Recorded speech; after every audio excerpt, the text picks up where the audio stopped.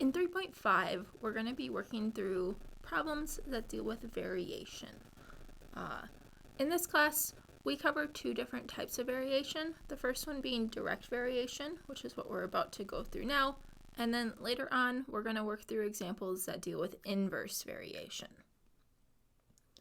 So to start with direct variation, if we see something along the lines of if y varies directly as x, or instead of having varies directly, we might have directly proportional in our statement.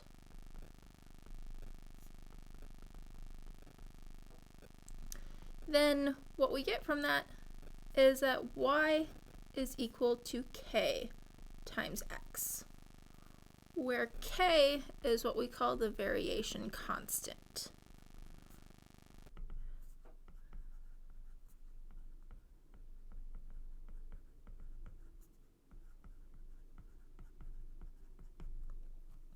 And essentially, k is a value that is specific to the situation that we're dealing with. It's a constant, it's not going to change, but it does depend on what is happening.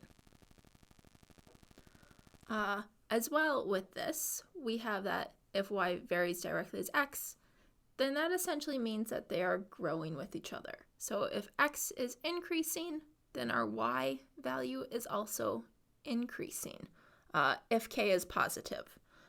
If our x is decreasing, then the y value is also decreasing with this. So they go in the same direction in the case where k is positive.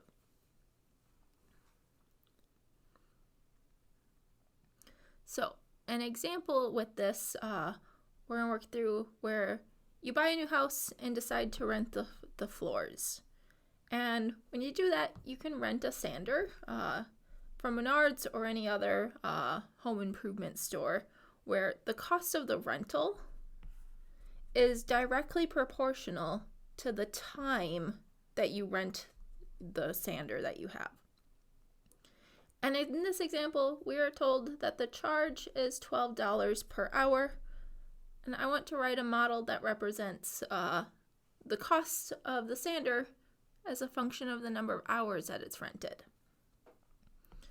So on here, I'm going to let the cost be the letter C, and the time be the letter H for this, since it tells me to use hours rented as H. So now we have that the cost is directly proportional to the time.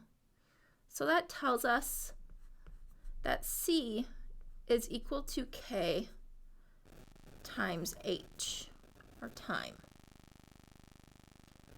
And we also note that the charge is $12 per hour. So every hour that goes by, we have to add another $12 to the cost. So that is our k for this. So that means our model, we have that the cost is equal to 12 times however many hours you have the rental.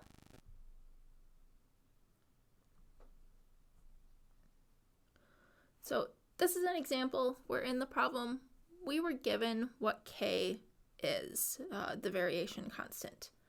Most of the problems that you're asked to solve in this class, you are not given k, but you are given some data that deals with our x and y values in this instead of the variation constant. And then we're going to need to use that data to figure out what k is. So that's what we're going to have in this next problem, where we have that when exchanging dollars for Mexican pesos, the number of pesos received is directly proportional to the number of dollars that were converted. And then we have this data here, that if $200 is converted, a person receives 3,940 Mexican pesos. And with this, I want to write a model that will tell us the number of pesos as a function of x, where x is going to be our US dollars. So I'm going to have some variables here for this. My x has already been stated. That's going to be the US dollars. While my y, that's going to have to be my other variable in this, which I have as being the Mexican pesos.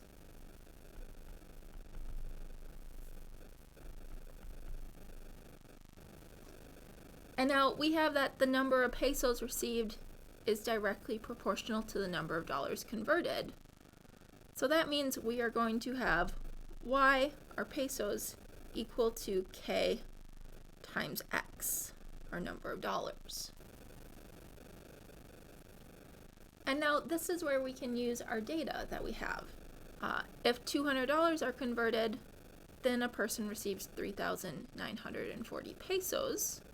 So I can replace my x and y in the equation that I have. So we're going to have 3940 equal to k times 200. And now we can solve this equation to figure out what the value is for k. We can divide both sides by 200.